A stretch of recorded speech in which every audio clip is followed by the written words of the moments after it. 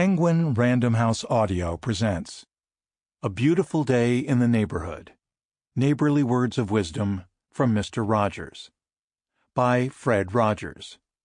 Read for you by Fred Rogers and Fred Sanders, including the essay by Tom Junod that inspired the major motion picture.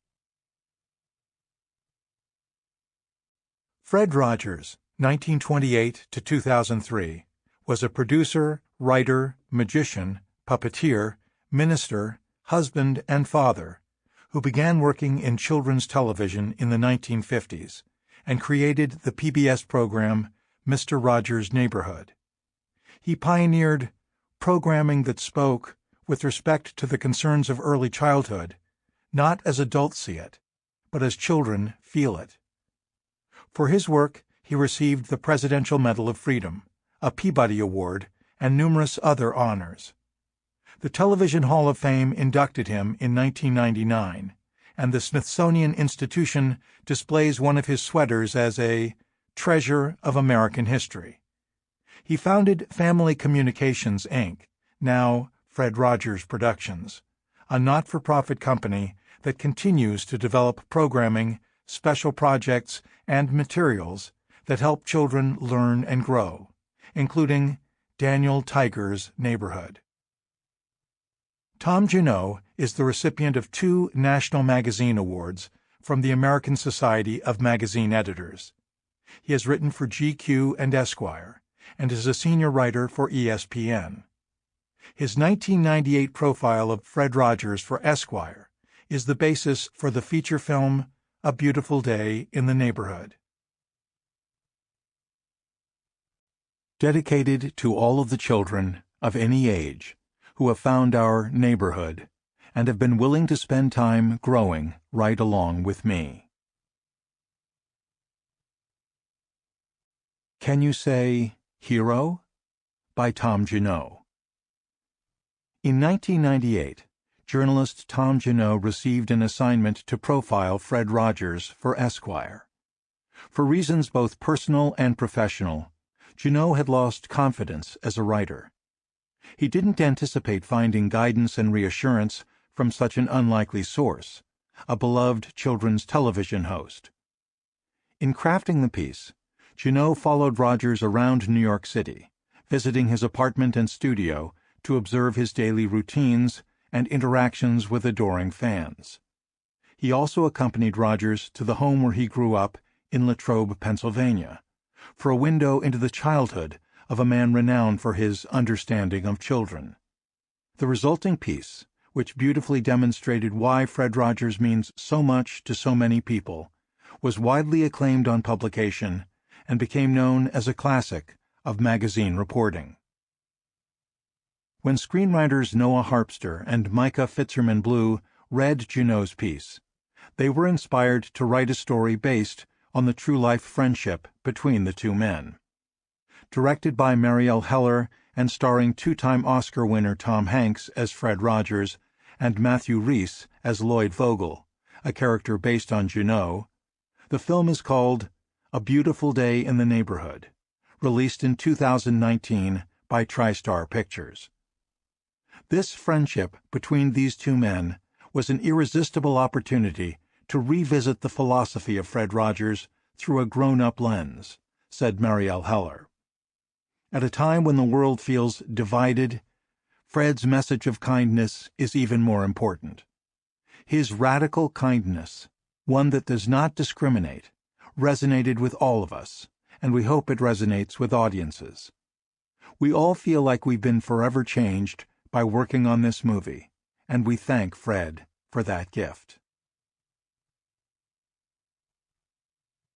Once upon a time, a little boy loved a stuffed animal whose name was Old Rabbit. It was so old, in fact, that it was really an unstuffed animal.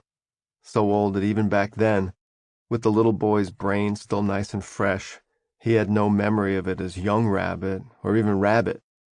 So old that Old Rabbit was barely a rabbit at all, but rather a greasy hunk of skin without eyes and ears, with a single red stitch where its tongue used to be. The little boy didn't know why he loved Old Rabbit. He just did. And the night he threw it out the car window was the night he learned how to pray.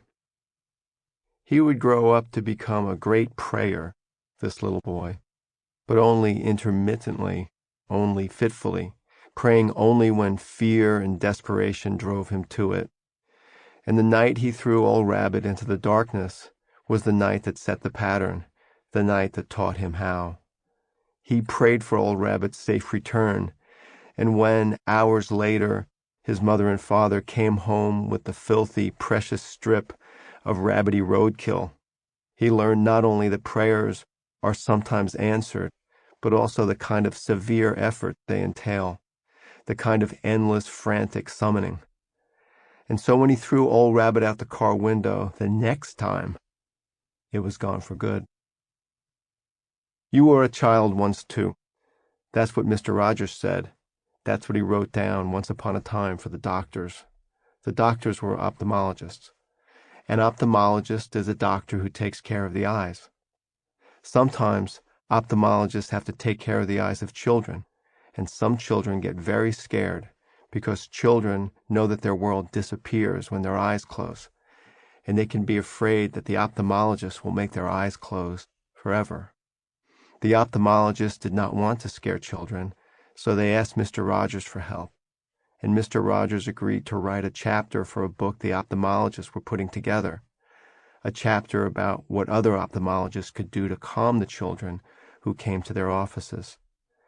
Because Mr. Rogers is such a busy man, however, he could not write the chapter himself, and he asked a woman who worked for him to write it instead. She worked very hard at writing the chapter, until one day she showed what she had written to Mr. Rogers, who read it and crossed it all out and wrote a sentence addressed directly to the doctors who would be reading it. You were a child once, too. And that's how the chapter began. The old navy blue sport jacket comes off first, then the dress shoes, except that now there is not the famous sweater or the famous sneakers to replace them.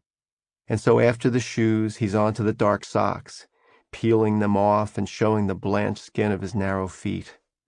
The tie is next, the scanty black batwing of a bow tie hand-tied at his slender throat, and then the shirt, always white or light blue, whisked from his body, button by button. He wears an undershirt, of course, but no matter. Soon that's gone too, as is the belt, as are the beige trousers, until his undershorts stand as the last impediment to his nakedness. They are boxers, egg-colored, and to rid himself of them he bends at the waist and stands on one leg and hops and lifts one knee toward his chest and then the other, and then Mr. Rogers has no clothes on. Nearly every morning of his life, Mr. Rogers has gone swimming, and now here he is, standing in a locker room, 70 years old and as white as the Easter Bunny, rimed with frost wherever he has hair, gnawed pink in the spots where his dry skin has gone to flaking, slightly wattled at the neck, slightly stooped at the shoulder, slightly sunken in the chest, slightly curvy at the hips, slightly pigeoned at the toes, slightly a swing at the fine bobbing nest of himself.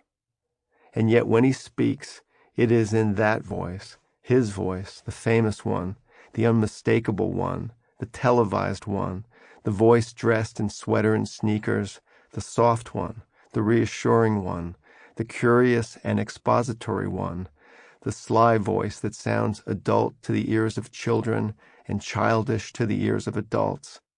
And what he says, in the midst of all his bobbing nudity, is as understated as it is obvious. Well, Tom, I guess you've already gotten a deeper glimpse into my daily routine than most people have. Once upon a time, a long time ago, a man took off his jacket and put on a sweater. Then he took off his shoes and put on a pair of sneakers. His name was Fred Rogers. He was starting a television program aimed at children called Mr. Rogers' Neighborhood. He had been on television before, but only as the voices and movements of puppets on a program called The Children's Corner. Now he was stepping in front of the camera as Mr. Rogers,